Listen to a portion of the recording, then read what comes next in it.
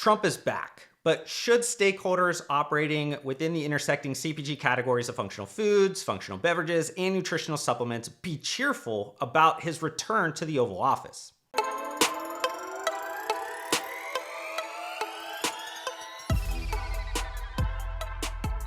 So this will certainly not sound like a hot take or anything, but the second Trump presidential term will undoubtedly offer a mixture of risk and reward, ushering in a new era of market volatility.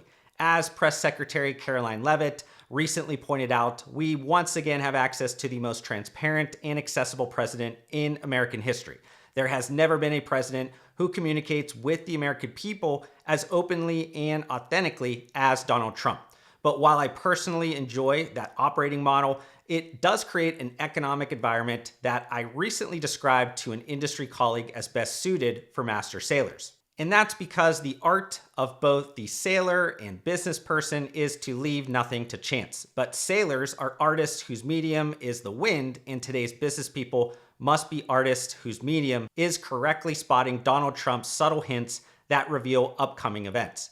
Furthermore, I believe a key to potentially benefiting from the Trump 2.0 driver demand requires understanding how to position against a few of his known but converging the art of the deal tendencies. And these would be 1, a little hyperbole never hurts; 2, confirm an impression they were already predisposed to believe; 3rd, never get too attached to one deal or one approach; and then 4thly, sometimes your best decisions are the ones that you don't make. Finally, it's extremely important to consider rate of speed and level of efficiency surrounding Trump 2.0 changes. Since this is a been there, done that kind of thing, Trump won't fumble through the initial phase of his term trying to reconcile his frustrations towards the differences between global business and government. Trump will have a better understanding around bottlenecks and getting around choke points, including how to flex unilateral powers. Also, given that the House and Senate are Republican majorities, at least for the next 2 years, that political trifecta usually creates efficiency and makes for stickier policy changes. But the inspiration behind my latest first principles thinking content piece, or I guess content miniseries, was a Trump 2.0 section titled Rhetoric, Foreshadowing, Action is Greater Than Embellished Negotiation Tactics that I included into many of the functional CPG brand and supply side client presentations during the last quarter of 2024. And while each of those client presentations were packed with diverse, personalized insights, I'm confident this Trump 2.0 content miniseries, filled with a refined and expanded version of my generalized base case strategies, will be extremely valuable to my regular audience. So just to kind of set the stage, you can expect this Trump 2.0 content miniseries to initially include 4 loosely titled parts: regulatory, global trade, financial, and commerce. But let's get started. And I figured part 1 of this Trump 2.0 content miniseries should be regulatory, mostly because the highly contentious confirmation hearings of President Trump's nomination for U.S. Department of Health and Human Services, Robert F. Kennedy Jr., just occurred and it's freshest in my brain. And while I'll tackle several other regulatory agencies a bit later in this part, there is arguably no more impactful cabinet nomination than the HHS secretary position if you're a stakeholder operating within the intersecting CPG categories of functional foods, functional beverages, and nutritional supplements. And that's because HHS manages and directs health agencies like the FDA, CDC, and National Institutes of Health. To help you understand the possible market volatility on the table, Trump noted previously that he would let RFK Jr. go wild on health, go wild on food, and go wild on medicine. And RFK Jr. has achieved rockstar status within most functional CPG spaces, especially after tweeting that he'll end the aggressive suppression by the FDA of vitamins, clean foods, sunshine, exercise, nutraceuticals, and really anything else that advances human health and can't be patented by pharmaceutical companies. So the exuberance around having an avid supporter of alternative, holistic, and preventative health solutions holding a cabinet-level executive branch position makes a lot of sense to me on many different levels. If you follow the rise of the Make America Healthy Again MAHA movement, it suggests a main priority by RFK Jr. would be to significantly change the food regulatory paradigm at HHS and FDA.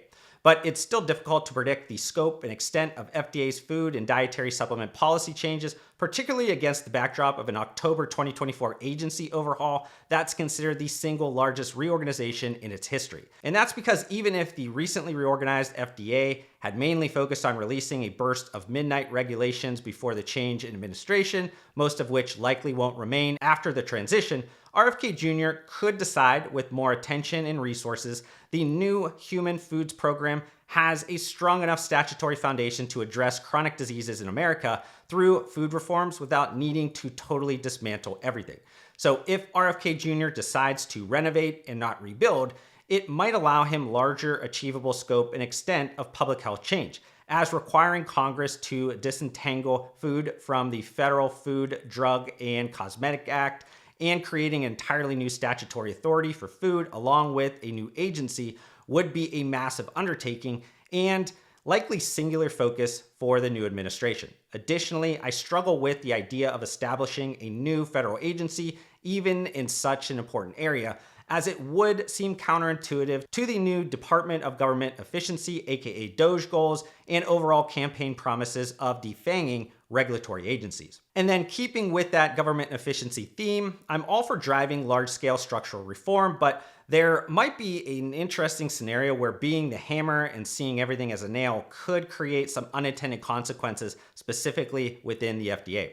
If you're unaware, about half of the total FDA budget comes from mostly pharmaceutical user fee authorizations. Both Trump and RFK Jr. have expressed desire to eliminate this multi-decade-old program because it may be making the FDA more susceptible to industry influence and could lead to approvals that are not supported by adequate scientific evidence. But with the food and dietary supplements portion of the FDA already considered underfunded, could RFK Jr. achieve a marketplace with fewer recalls and safer products overall against the backdrop of potential cuts in resources, funding, and staff?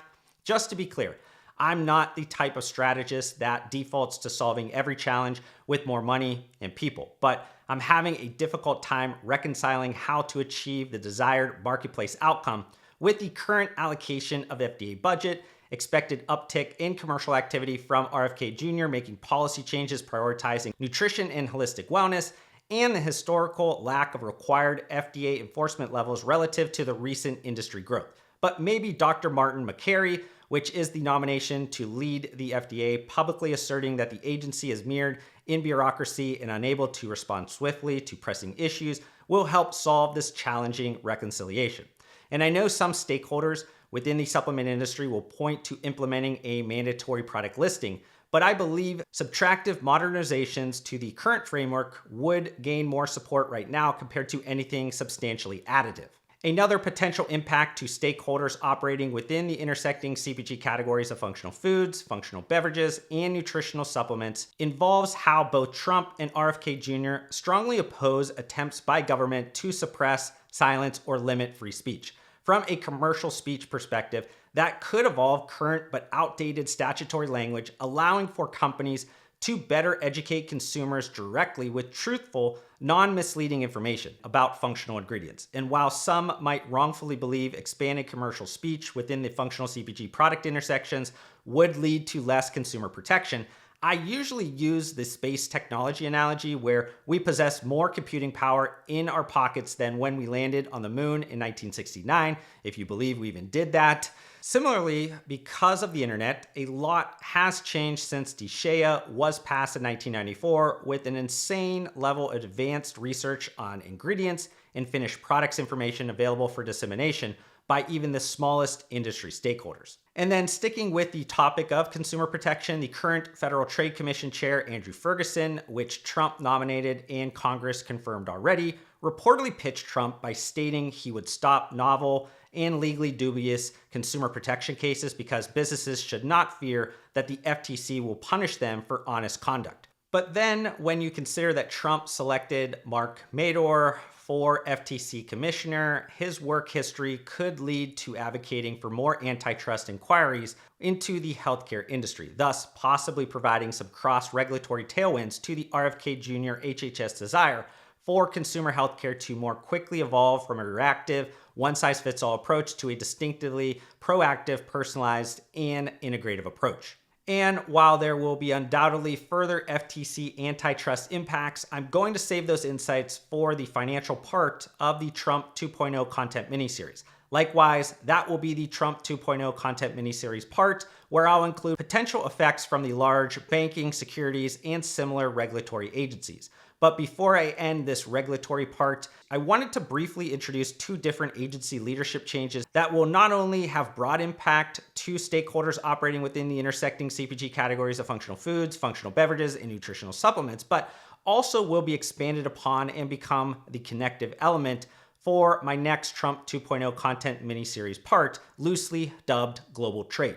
And while the Environmental Protection Agency likely isn't typically the first regulatory agency consideration, it could become more impactful to my regular audience based on who was just confirmed to lead the EPA. In the past, Lee Zeldin has asserted we can and we must protect our precious environment, but without suffocating the economy.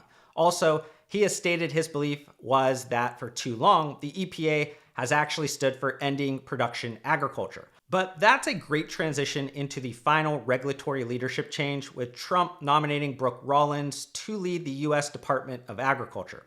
And she might be a bit more controversial to some, mostly because Brooke Rollins co-founded in 2021 America First Policy Institute, an increasingly powerful Donald Trump public policy agenda think tank. But for others, that close relationship with President Donald Trump could prove extremely important to preserving free trade and business-friendly policies, especially against the backdrop of major agricultural interests spanning from labor impacts due to mass deportations and sweeping tariffs. Regardless, Brooke Rollins would oversee a sprawling department that influences nearly every part of the food and agriculture industry, including the Supplemental Nutrition Assistance Program. And circling back to those RFK Jr. HHS goals again, a revamp of the nation's largest anti-hunger program could create another cross-regulatory agency tailwind. Moreover, beyond ensuring these nutrition programs are effective and efficient, expect her USDA vision to focus on eliminating burdensome and costly regulations that hamper innovation, especially around new trade products. And then finally, just a quick reminder that more details on both the EPA and USDA will be included within the next Trump 2.0 content mini-series part, loosely dubbed Global Trade. But I hope you enjoyed the first principles thinking that went into my latest YouTube video. If you did, can you do me a favor by hitting that like button? That quick and free action helps YouTube know my content is worth spreading to more people. Also, we're getting really close to reaching my next subscriber goal, and it would be great if you join me on this journey. But to do that, we need to fix the fact that slightly more than 3/4 of you that are watching this video right now are not subscribed to my YouTube channel, and that hurts my feelings. Regardless, I want to thank you for giving me some of your attention and time, and I'll see you on the next one.